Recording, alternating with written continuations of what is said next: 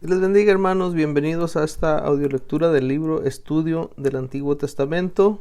Estamos estudiando en la unidad número 5, que es los profetas posteriores. Estudiar los libros de la profecía en relación a su lapso de tiempo histórico nos ayuda a desarrollar una visión histórica general y a entender el amplio alcance de los propósitos de Dios en las diferentes eras, mis hermanos. También nos ayuda a coordinar los diversos profetas, no solo con los reyes que gobernaron en el periodo, sino también a las circunstancias que dieron inicio a algunas de las profecías.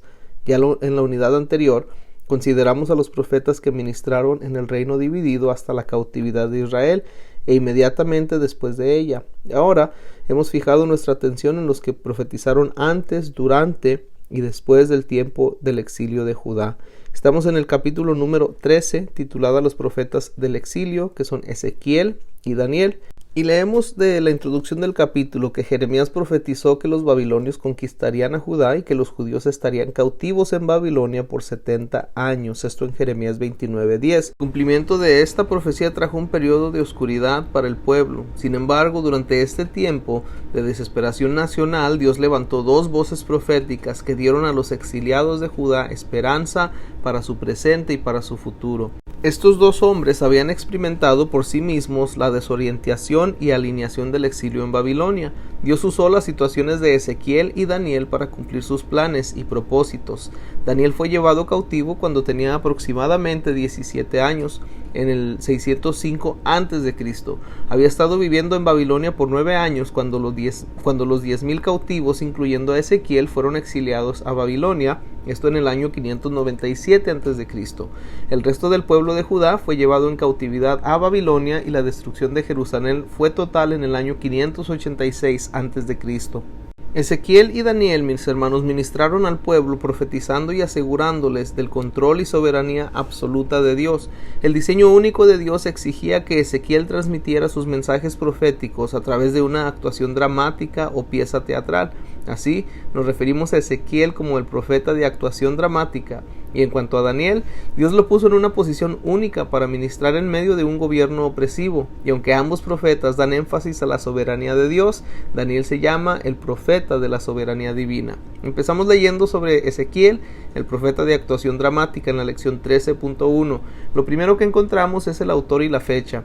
Y aunque algunos eruditos liberales discrepan, los eruditos conservadores creen que fue el propio profeta Ezequiel quien registró sus profecías en el libro de Ezequiel.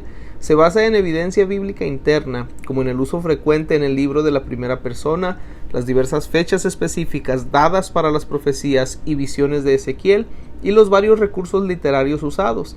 Debido a estos factores, los eruditos conservadores están de acuerdo que probablemente Ezequiel terminó la redacción de su libro en el año 570 a.C., poco después de su última profecía registrada. Ezequiel, cuyo nombre significa Dios fortalece, era tanto un profeta como un sacerdote, de acuerdo al capítulo 1, verso 3. Ezequiel vivió en Jerusalén hasta los 25 años, cuando fue llevado cautivo a Babilonia, lejos del templo en Jerusalén, donde normalmente los sacerdotes israelitas empezaban su ministerio. Debido a su papel sacerdotal, la profecía de Ezequiel da énfasis al templo y a los modelos de adoración y actitudes respectivas. Como profeta, Ezequiel fue llamado a menudo para entregar mensajes acerca del fracaso del pueblo de respetar su pacto con Dios. Mientras estaban en Babilonia, Ezequiel y su esposa vivían en su propia casa entre los judíos cautivos junto al río Quebar. Él profetizó durante unos 22 años, del 593 al 571 a.C. Dios dirigió específicamente a Ezequiel a involucrarse personalmente en sus mensajes y con el pueblo por medio de hacer una representación de sus profecías. Durante su ministerio, Dios se refirió al profeta como hijo de hombre, y esto lo hizo 90 veces, y le mostró muchas visiones del juicio futuro y de otros eventos. Más que cualquier otro profeta del Antiguo Testamento, Ezequiel registró cuidadosamente las fechas en las que vio varias de sus visiones. En algunas de ellas, el Espíritu del Señor entró en Ezequiel y lo levantó, llevándolo a veces a otro lugar. Lo siguiente que leemos es el propósito o los propósitos y temas. El libro de Ezequiel tiene dos propósitos y temas primarios. Primero, proclamar el juicio de Dios sobre Judá, Ezequiel capítulos 1 al 24, y luego a las naciones del 25 al 32. Segundo, alentar a los cautivos judíos con profecías de la gloria futura del reino de Dios y con afirmaciones de la soberanía divina. Ezequiel profetizó juicio para Judá y las otras naciones desde aproximadamente el año 593 a.C. hasta la caída de Jerusalén en el año 586. Él relacionó estos juicios con la autoridad de Dios al hacer esencialmente esta pregunta: si de veras Dios es soberano sobre las naciones perversas y las juzga o las juzgará, ¿cómo puede Dios evitar juzgar a Judá, que sabe el camino pero de forma consecuente se niega a seguirlo? Debido a su soberanía, Dios fue compelido a juzgar a Judá por la desobediencia del pueblo. Sin embargo, Él también juzgaría a las naciones de alrededor. Después, en el futuro, Dios establecería un reino que duraría para siempre, donde todo estaría bien y en paz. Lo siguiente que leemos es el bosquejo. Este libro se puede bosquejear en 4 secciones principales: el llamado de Ezequiel a profetizar, capítulos 1 al 3, ahí encontramos temas como la visión de Ezequiel de Dios y el llamado y comisión de Ezequiel. La segunda división serían los mensajes de juicio sobre Judá, capítulo 4 hasta el 24. Encontramos ahí temas como las señales proféticas de juicio venidero, los mensajes proféticos de juicio venidero, las visiones proféticas de juicio venidero y las señales, mensajes y parábolas proféticas de ese juicio. La tercera sección o división principal abarca el capítulo 25 al 32. Titulado Los mensajes de juicio a las naciones. Ahí encontramos temas como Amón, Moab, Edom y Filistea, Tiro, Sidón y Egipto. Se mencionan algunas de las naciones que se encuentran ahí. La cuarta sección principal sería los mensajes de la restauración de Judá, capítulo 33 al 48. Ahí vamos a encontrar temas como el centinela de la restauración, las promesas de la restauración, la victoria sobre Gog y Magog y la gloria de Dios en el nuevo templo. Lo siguiente que leemos, mis hermanos, es el llamado a profetizar en base de Ezequiel 1 hasta el capítulo 3. Las imágenes vívidas, tan prevalecientes en este libro, comienzan con la visión inicial del profeta en Ezequiel 1. Aquí, Ezequiel ve un trono, 4 seres vivientes y ruedas que intersectan otras ruedas. En el trono, él vio una semejanza que parecía de hombre. Como parece el arco iris que está en las nubes en el día que llueve, así era el parecer del resplandecer alrededor. Ezequiel sabía que estaba viendo la gloria del Señor, y según algunos intérpretes, el trono simbolizó la soberanía y omnipresencia de Dios, es decir, mantienen que le mostró a Ezequiel que Dios no estaba limitado a Jerusalén, y esta visión marcó el llamado de Ezequiel de profetizar a las gentes rebeldes de Israel. Lo siguiente que leemos son los mensajes de juicio, en base de Ezequiel 4 hasta el 32. Hay un subpunto aquí dentro de ese punto principal que es intensas señales y parábolas. Dios le dijo a Ezequiel más que a cualquier otro profeta que representara sus mensajes. Por ejemplo, el Señor le dijo a Ezequiel que construyera un modelo del asedio de Jerusalén usando un ladrillo de adobe, de rampa y máquinas de derribar murallas y una plancha de hierro. En obediencia a las instrucciones del Señor, Ezequiel se acostó sobre su lado izquierdo al lado del modelo por 390 días y sobre su lado derecho por 40 días para ilustrar tener que cargar el pecado de Israel y Judá respectivamente. Durante este tiempo, el profeta debía beber agua y comer pan cocido sobre excremento. Aunque las instrucciones iniciales eran usar excremento humano, Dios le permitió usar en cambio estiércol de buey. Estas imágenes representaban las raciones de comida inmunda que los judíos se verían obligados a comer durante la cautividad. Luego, Dios ordenó a Ezequiel que afeitara su cabeza y su barba con un cuchillo y que dividiera el cabello en 3 partes. Esta acción ilustraba las diferentes consecuencias para los judíos. Después, el profeta llenó sus bolsos, abrió con sus manos un agujero en la muralla y llevó sus pertenencias afuera, con su rostro cubierto para ilustrar el exilio del pueblo. Él comió sus alimentos con temor y estremecimiento para demostrar la desesperación de los judíos. Después, en Ezequiel 24, Dios le dijo a Ezequiel que no manifestara lamento cuando su esposa murió, para demostrar que el pueblo no se afligiría por la profanación del templo del Señor y la destrucción de Jerusalén. ¿Por qué comunicó Ezequiel sus mensajes con tal dramática actuación y simbolismo? ¿Por qué nos parecen tan raras estas acciones? ¿Eran también raras al público original de Ezequiel? Como drama, las palabras y acciones de Ezequiel dieron tratamiento de choque a una nación insensibilizada por el pecado en contra del Señor. Su lenguaje intrépido y provocativo, sobre todo la imagen de la prostitución en los capítulos 16 y 23, tenían por finalidad escandalizar y traer convicción a un pueblo desensibilizado a la verdad por una vida de adulterio espiritual. El siguiente subpunto dentro de este punto principal acerca de los mensajes de juicio es Rey de Tiro o Satanás. Un problema teológico en el libro de Ezequiel tiene que ver con el capítulo 28. Como con cualquier pasaje bíblico, debemos interpretar primero este capítulo a la luz de su contexto histórico y también su contexto cultural original y con la manera en que el público de la época entendió su significado. Con eso en mente, los eruditos están de acuerdo que Ezequiel 28 se refiere principalmente al rey de Tiro. Sin embargo, algunos creen en un posible significado secundario. Ellos sugieren que Ezequiel 28 también se refiere a Satanás y su expulsión del cielo. Arnold y Bayer declaran, como con Isaías 14, Ezequiel 28 es otro pasaje que muchos evangélicos creen que describe a Satanás porque el idioma va hasta más allá de lo que normalmente esperaríamos de un gobernante humano. No obstante, el versículo 12 se refiere específicamente al rey de Tiro como blanco de las palabras de Ezequiel. Además, el Nuevo Testamento no cita estos versículos como refiriéndose a Satanás. Probablemente, el elevado lenguaje de Ezequiel describe simbólicamente la gran bendición material que Dios le ha dado al gobernante de Tiro. El siguiente tema clave de la lección son los mensajes de restauración, mis hermanos. Ezequiel 33 hasta el capítulo 48. Nuestro primer subtema serían promesas de renovación. Ezequiel 33 al 37. El resto del libro de Ezequiel describe la futura restauración de Israel y el nuevo templo.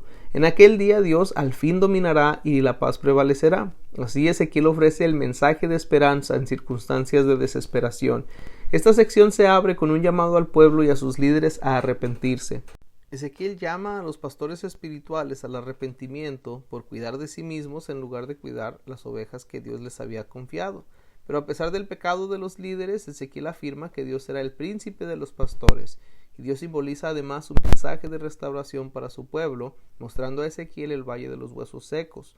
Ante la orden de Dios, Ezequiel profetizó a los huesos, y ellos adquirieron carne y piel. Cuando profetizó por segunda vez, entró espíritu en ellos, y vivieron y estuvieron sobre sus pies. El siguiente subtema que tenemos en este tema sería Gog y Magog, Ezequiel 38 al 39. Luego Ezequiel profetiza en contra de Gog y Magog. A lo largo de la historia, los eruditos han debatido acerca del significado de estos dos términos y lo que representan. Según Arnold y Bayer, los términos parecen describir al enemigo final del pueblo de Dios. Apocalipsis 28 también los menciona en un contexto igualmente difícil. Podemos decir que quien quiera que sean, el poder de Dios los superará. Cuando ellos se junten contra el pueblo de Dios, el Señor dará esa victoria final. Y lo último que leemos es el nuevo templo, en base de Ezequiel 40 al 48.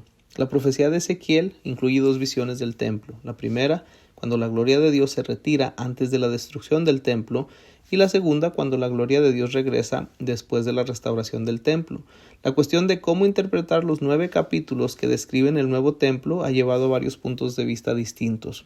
Primero, estas profecías se cumplieron en el retorno y reconstrucción de Jerusalén durante los tiempos de Zorobabel, Esdras y Nehemías. Segundo, esto se cumplirá en el futuro como parte del reinado literal de 1000 años, conocido como el milenio. Y tercero, las profecías se están cumpliendo ahora en el reinado presente de Cristo sobre su iglesia. Un cuarto punto de vista combina aspectos del primer y tercer punto de vista. Y un quinto punto de vista sostiene que estos pasajes solo se deben interpretar simbólicamente y no literalmente. Aunque debemos estudiar los problemas cuidadosamente y saber lo que creemos, lo más importante para recordar es que Dios es soberano y finalmente gobernará y reinará. En su escatológico reinado final, experimentaremos armonía perfecta, paz y obediencia de un nuevo corazón y reconoceremos la soberanía final de Dios. Y así llegamos a la lección 13.2, Daniel, el profeta de la soberanía divina. Lo primero que comenzamos leyendo es el autor y la fecha. Los eruditos más liberales cuestionan que Daniel tenga la paternidad literaria de su libro debido a inexactitudes históricas percibidas y a las presunciones de ellos que la profecía de predicción no es posible. Ellos sostienen que la naturaleza apocalíptica del libro de Daniel implica especulaciones imaginativas y ficticias. Sin embargo, los eruditos conservadores afirman que el mismo Daniel escribió el libro, un punto de vista apoyado por evidencia bíblica interna que lo nombra como el autor. Esta evidencia se extiende al Nuevo Testamento, en Mateo 24:15, donde Jesús llamó a Daniel por nombre y citó Daniel 9:27, 11:31 y el 12:11. Los eruditos conservadores también señalan que, mientras permanecen algunos misterios históricos, muchas de las denominadas inexactitudes en el libro de Daniel han sido resueltas por hallazgos arqueológicos y otros recientes descubrimientos sobre esa era histórica. El libro de Daniel abarca desde la primera invasión de Nabucodonosor de Jerusalén, año 605 a.C., hasta el tercer año de Ciro, en el 536 a.C., y de esta manera los eruditos más conservadores sostienen la fecha de redacción en algún momento del siglo VI a.C. Lo siguiente que leemos es el medio ambiente. Daniel, cuyo nombre significa Dios es mi juez, fue uno de los últimos profetas del Antiguo Testamento. Recuerde que Daniel era probablemente tan solo un adolescente cuando fue capturado y llevado a Babilonia en el año 605. Él vivió, al parecer, hasta el final de los 70 años de la cautividad que profetizó Jeremías. Daniel fue exiliado por los babilonios en el 605 para servicio gubernamental. Él, junto con otros jóvenes de las diversas tierras conquistadas, fueron llevados a la gran ciudad de Babilonia. Allí recibieron estudio del idioma y literatura babilónica. Las habilidades naturales y divinamente ungidas de Daniel lo propulsaron a una posición como un consejero del rey Nabucodonosor. Daniel sirvió fiel y competentemente a sus amos extranjeros por muchas décadas. En el año 539, los persas, bajo Ciro el Grande, tomaron control de Babilonia, y así los últimos años de Daniel los vivió como un oficial en el gobierno persa. Daniel 7 hasta el 12 es autobiográfico, relatando las propias experiencias, sueños y visiones del profeta. Y es probable que Daniel era bastante mayor cuando experimentó estas visiones. Lo siguiente que leemos es la literatura apocalíptica. Como con Apocalipsis en el Nuevo Testamento, el libro de Daniel es clasificado como literatura apocalíptica. El término apocalíptico proviene de la palabra griega apokalupto, que significa develar o revelar, un género literario común en el cercano Oriente Antiguo. La literatura apocalíptica usaba visiones y símbolos para develar o revelar cosas ocultas, que a menudo incluían eventos futuros. En otras palabras, los libros apocalípticos incorporaron varias características comunes, incluso visiones, una preocupación por el futuro, descripciones de un juicio escatológico y una división de historia en periodos cronológicos distintos, culminando en el juicio final. Lo siguiente que leemos son los propósitos y temas. Daniel escribió su libro para animar a su pueblo que su cautividad acabaría y que el futuro sería más radiante. En manera distinta a muchos profetas, Daniel no les dijo a los judíos que se arrepintieran. Más bien, él dio énfasis en ser fieles a Dios en una tierra extranjera. Sus acciones y las de sus 3 amigos mostraban lo que significaba ser fiel. El tema principal de Daniel es la soberanía divina, o sea, el gobierno o reinado de Dios sobre los reinos humanos y gobiernos establecidos en este mundo. Este tema de la soberanía de Dios sobre todas las naciones y gobernantes se representa tanto en lo político como en lo espiritual. Daniel capítulos 1 al 6 trata principalmente con la soberanía de Dios sobre los reinos en existencia durante el exilio y en los que Daniel desempeñó un papel de importancia debido a su nombramiento divino. Daniel capítulos 7 al 12 trata principalmente con la soberanía de Dios sobre los reinos que se levantarían y caerían después del tiempo de Daniel. Algunos de estos reinos aparentemente todavía están en el futuro, es decir, la próxima era escatológica. Los temas teológicos primarios y secundarios surgen de la narrativa o la naturaleza tipo historia del libro de Daniel. Junto con la soberanía de Dios, el libro da énfasis a 1. La arrogancia de gobernantes y de otros que no reconocen que Dios es de veras el gobernante supremo, y 2. La garantía de divina victoria futura sobre todo mal. Los temas secundarios incluyen la oración y el mensaje profético general. Leamos sobre el bosquejo. Las historias en Daniel del 1 al 6 son relatos de Daniel y sus amigos. Ellas detallan sus estudios y trabajo como administradores y hombres sabios. Estas narrativas se asemejan a la historia de héroes de antaño y cuentos cortesanos de José y Moisés en la tierra de Egipto. Luego, en el capítulo 7, Daniel pasa a contar sus sueños y visiones sobre los eventos futuros de Israel y otras naciones. El libro entero se puede delinear como sigue. La primera lección, 1 de 3, sería el medio ambiente histórico, todo el capítulo 1. Ahí leeremos sobre exiliados a Babilonia, la fidelidad a Dios y la promoción de Daniel y sus amigos. La segunda sección principal serían los mensajes de Daniel sobre las naciones, todo del capítulo 2 al 7. Ahí leeremos sobre el sueño de Nabucodonosor, de una gran estatua, la imagen de oro y el horno de fuego, las fiestas de Belsasar y la caída de Babilonia, el reino del cielo y el reino eterno. Y la tercera sección del bosquejo serían los mensajes de Daniel respecto a Israel, capítulo 8 hasta el capítulo 12. Ahí encontraremos temas como la visión de Daniel del carnero, el macho cabrío y el cuerno pequeño, la oración de Daniel y las visiones de las 70 semanas y la visión de Daniel del futuro de Israel. El siguiente tema clave que encontramos es el contenido según los temas. Ahí lo primero tenemos un subtema titulado La soberanía de Dios. La soberanía de Dios se manifiesta primeramente en la designación de Daniel a una influyente posición de liderazgo en una tierra y gobierno impíos.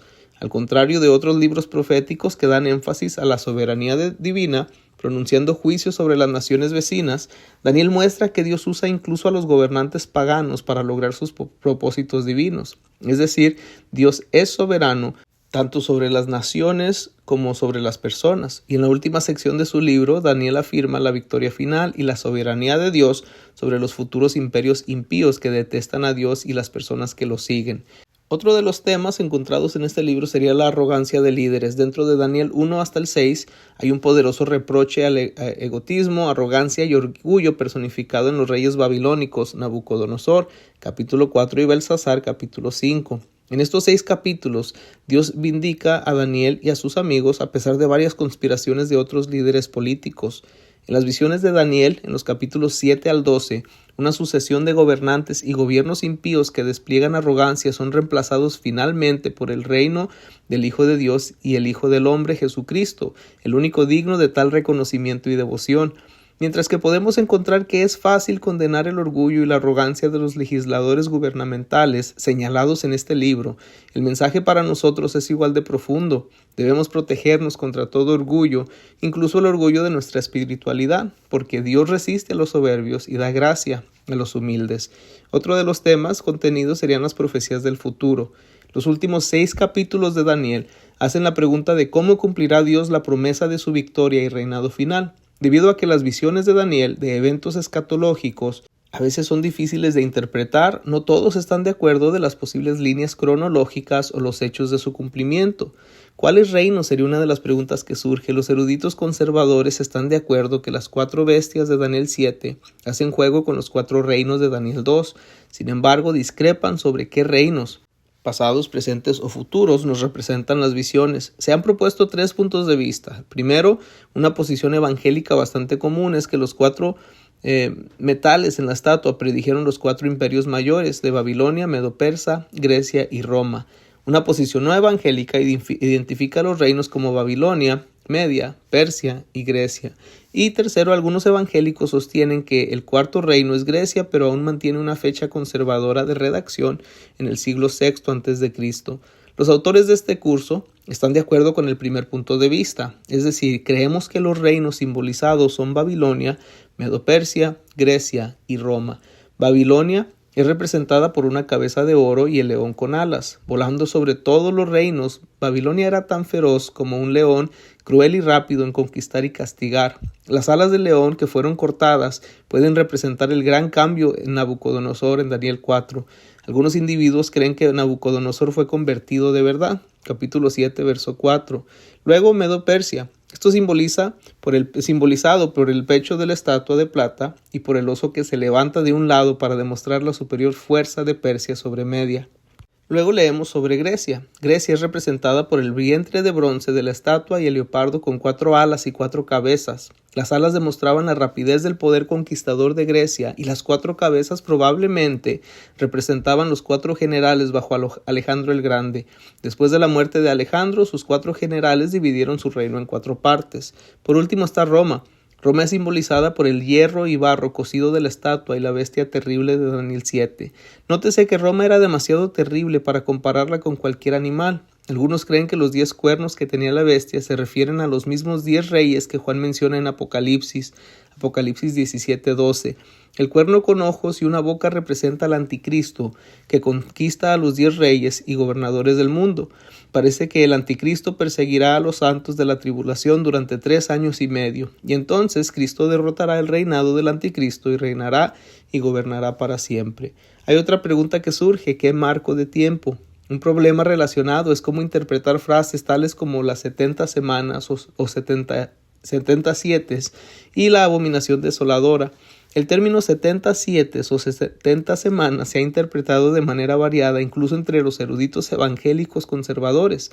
Dyer y Merrill sostienen que un tiempo era paralelo a un año y un tiempo tiempos y medio tiempo era equivalente a 3 años y medio, o la mitad de 7. Los numerosos puntos de vista sobre estas materias se estudian mejor en un curso de escatología. Para los propósitos del curso es suficiente anotar que algunos creen que la abominación desoladora tomó lugar en el pasado, alrededor del año 167 o 166 a.C., pero muchos intérpretes conservadores ven este evento como algo futuro.